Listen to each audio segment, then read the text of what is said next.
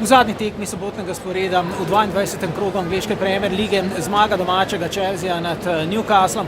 Pričakovano surov začetek domačih in že vodstvo v 9. minuti. Pedro je zadel po dolgi globinski podaji Davida Luisa, zamudil je Newcastlov branilec Kieran Clark.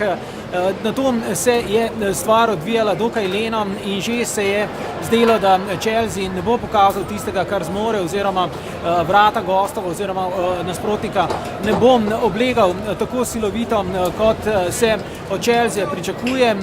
No, za nameček 5 minut pred pavzo prav power header, torej gol z glavo Kierana Clarka po podaji Scotta z leve strani in pavza je torej prinesla spoznanje, da bomo v drugem delu najbrž gledali silovit pritisk domačega moštva na vrata Newcasla. To se je dejansko tudi zgodilo v 57. minuti.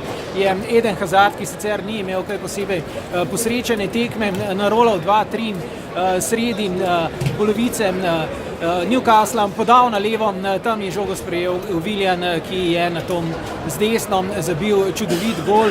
To je bilo z položaja že v kazenskem prostoru Newcasla in ta izid je ostal do konca, torej še preostale pol ure, tak kot je bil torej v 57. minuti 2-1. Chelsea je kljub temu, da gostom, ki seveda je bil že na papirju outsider, ni premagal z višjo razliko, igral bolje, bistveno bolje in bolj podjetno in bolj živahno kot pa v zadnjih nekaj tednih, kar je spodbudno za navijače modrih. Torej končna danes zvečer na Stamford Bridgeu pa je Chelsea 2, Newcastle 1.